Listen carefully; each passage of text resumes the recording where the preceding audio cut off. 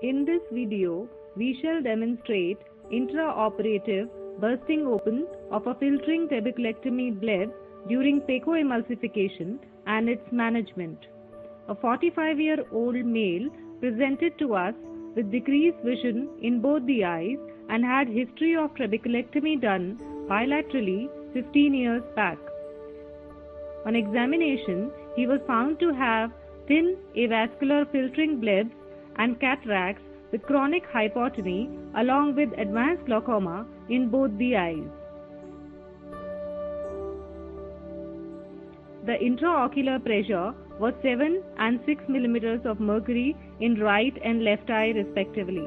The disc appeared pale, though the view of fundus was quite hazy to comment on the disc cupping and macula.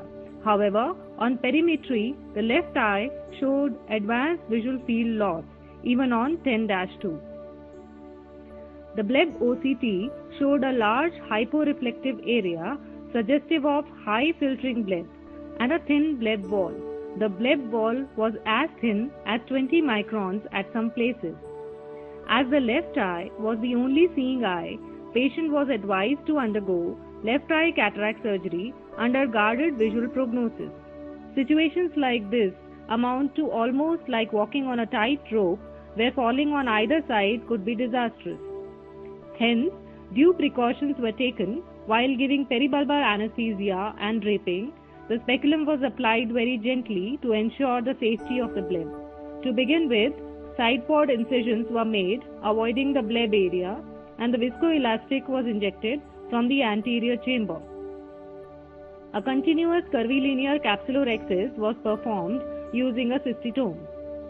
The anterior chamber was entered through a temporal clear corneal wound made with a 2.2 mm keratome. Hydrodissection and hydrodelineation was performed with slow fluid waves, thereby avoiding possible IOP rise in the anterior chamber. The nucleus was freely rotated in the bag. Phacoemulsification was started with low fluidics parameters, that is, a low bottle height and a slower aspiration flow rate. A stop and chop strategy was employed to crack the nucleus, followed by aspiration of nuclear fragments.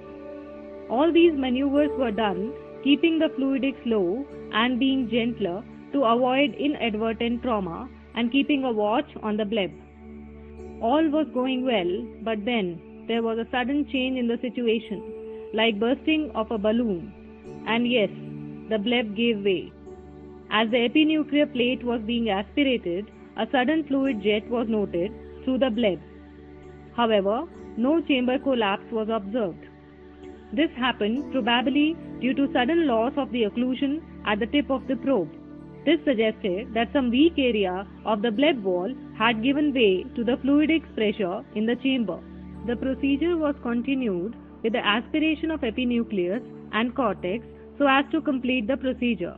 However, the parameters were lowered further, since this was what that required the primary attention. This was followed by implantation of a foldable IOL in the bag. The viscoelastic was then removed and the anterior chamber was formed again with balanced salt solution. The site of leakage was identified and the quick swelling up of the cellulose sponge suggested a significant leak. The margin of the defect appeared too fragile to be held as the avascular tissue would give way, leading to a larger defect. Hence, we decided to use fibrin glue instead of sutures. The anterior chamber was filled with air to keep the area of leak dry. A preserved amniotic membrane graft was immediately called for and fashioned to the required size. Both the components of fibrin glue were applied over the bleb. The amniotic membrane was immediately transferred over the bleb with the stromal side facing down. After waiting for a couple of minutes, the excess graft tissue overlying the cornea was excised so as to free the visual axis. The graft was then anchored to surrounding relatively healthy conjunctiva with atovicral sutures.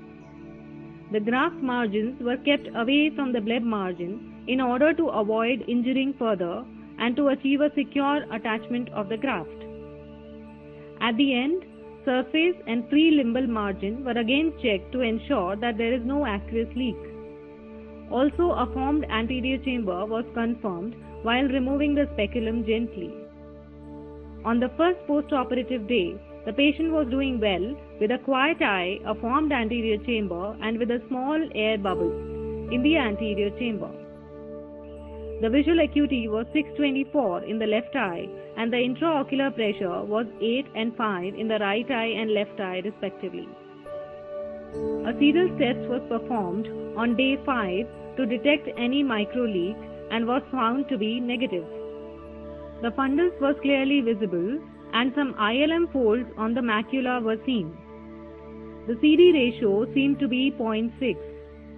The bleb OCT was carried out again, which showed similar but little shallower hyporeflective space with somewhat thicker bleb wall. On subsequent follow-ups, the bleb maintained filtering function with the anterior chamber remaining deep and the PI patent. The intraocular pressure remained in the range of 5 to 10 mm of mercury. Thus, in this video, it is demonstrated that with early identification and appropriate intervention, a potentially blinding complication could be avoided in a young one-eyed patient and an optimal outcome could be achieved.